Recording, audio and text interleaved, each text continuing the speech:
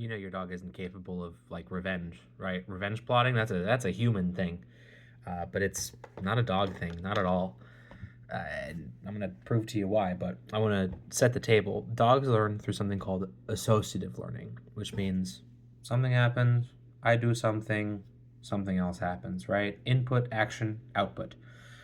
So they don't have, there's no time. Time doesn't exist. They can't read a clock. They don't know what days are, right? You put your dog in a crate and you leave him for 2 minutes, 2 hours, 2 days, 2 months, right? It feels the same to them. You were gone for the same amount of time. It's associative learning. So it's the bell rings, my mouth waters. And they're not thinking about why their mouth waters. The bell rang and their mouth just waters, right? It's input, output, and there's nothing else. Dogs don't have the ability to think or talk themselves out of things, right? That's why they can't be vengeful, right? When they're pissing in your house, it's not revenge. It's self-preservation. They're just peeing because they need to pee, and they didn't know the next time they're going to pee, right? They didn't know. You let them get away with it. That's all. Revenge requires three very specific things. It requires intent, right? You have to be able to prove there's a conscious desire to make the offender suffer. They also have to be able to make a moral judgment, right? They have to believe the original action was wrong. And then they also have to be spiteful, right? They have to inflict cost even when there is no benefit to the retaliator.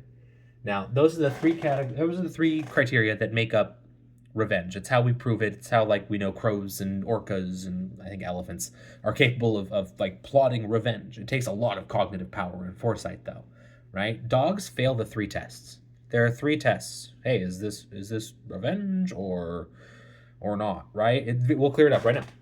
Right? So there's one test. The test of delayed retaliation, which requires memory and premeditation. Now, we've already established that dogs learn through associative learning. So they fail this test instantly because they can't think ahead like that, right? It's impulse, input, output. That's it. Black and white for them.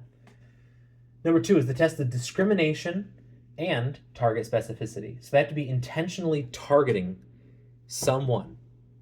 And again, dogs just don't do that. They don't single out people. It's just associative learning. So if you're a person who yells at and hits dogs, the dog might do something to preserve themselves against you, but that's just anthropomorphization. They don't single you out. If you treated them better, they'd do what you wanted them to do.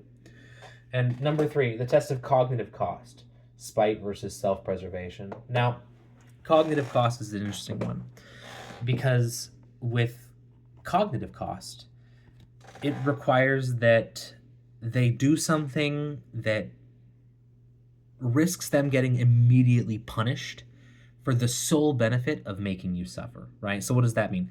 That means that they don't care what happens socially to them. They care that you suffer.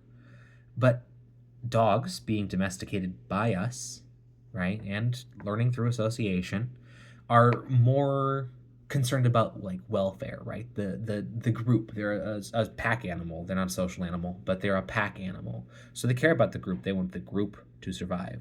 So for them to do something on purpose to get you to suffer and they're gonna suffer for it, it goes literally against the way that we domesticated them. So your dog isn't.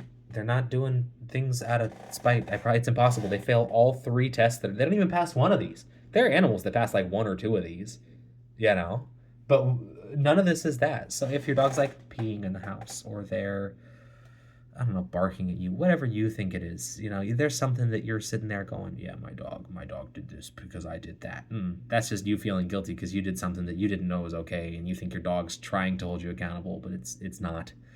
You know, it's just you recognized a pattern of things that you do, and then you saw the pattern of things that your dog does, input, output, and you decided that the dog decided that this was to punish you, but that's not how they work because they don't want to punish you. They want to please you. They want to work with you, right? That's why the happiest dogs are the ones who know how to sit the best. So next time you think your dog is taking revenge on you, you got to look through these things, recognize that's not it, and that the real issue is just that your inputs aren't giving you the outputs you want. So just change what you do and your dog will change what they do. Like it's very one to one, I promise.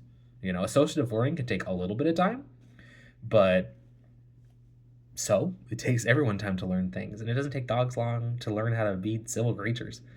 You just have to not do this crap. Like, it's a dog. It's not a human. That's all there is to it.